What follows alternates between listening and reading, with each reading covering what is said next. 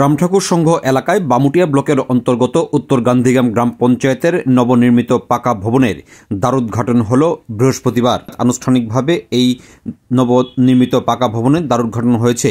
এই কর্মসূচিতে উপস্থিত ছিলেন পশ্চিম ত্রিপুরা জেলা পরিষদের সভাধিপতি বলাই গোস্বামী, বামুটিয়া পঞ্চায়েত সমিতির চেয়ারম্যান দীপক সিংহ, বামুটিয়ার প্রাক্তন বিধায়ক কৃষ্ণধন দাস, বামুটিয়া আরডি ব্লকের বিডিও অমিতাভ ভট্টাচার্য সহ অন্যান্যরা।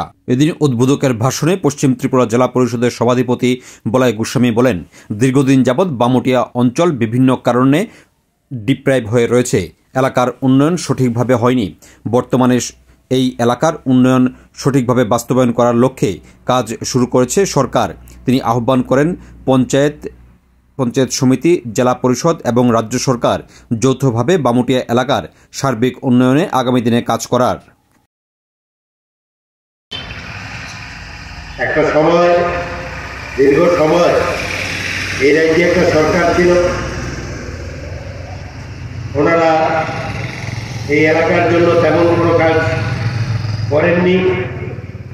2018 সালে সরকার পরিবর্তন হওয়ার পর আমাদের বিধায়ক এই এলাকায় যিনি ছিলেন, উনিও চেষ্টা করেছেন কাজ করার জন্য।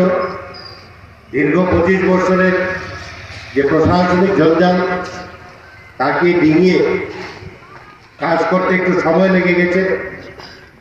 এখন আমরা এই এলাকার উন্নয়নের জন্য দ্রুত গতিতে কাজ করার পরিকল্পনা নিয়ে আমরা কাজ শুরু করেছি।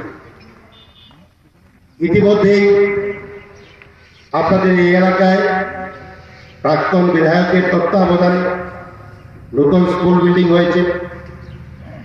কিছুদিনের মধ্যেই রাজ্যের মাননীয় মুখ্যমন্ত্রীকে আমরা এখানে আনার চেষ্টা করব। ওনার হাত ধরে আমরা এই স্কুল বিল্ডিংয়ের উদ্বোধন করার জন্য আমরা চেষ্টা করছি।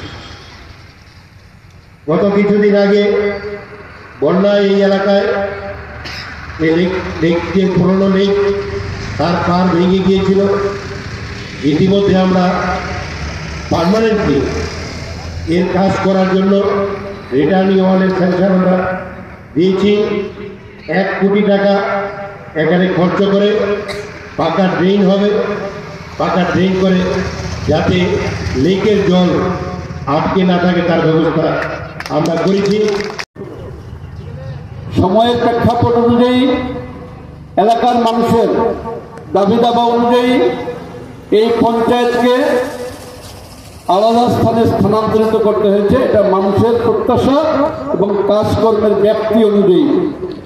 আমি যে কথাটা বলতে চাই, নদীর বা পুকুরকে সুতা দিয়ে বা বেড়া দিয়ে যেমন বাদ দিয়ে আটকানো যায় না, ঠিক তদ্রুপ পূর্ব গান্ধীগ্রাম পঞ্চায়েত এবং উত্তর গান্ধীগ্রাম পঞ্চায়েতকে আলাদা করে ভাবার কোনো বিষয় নেই।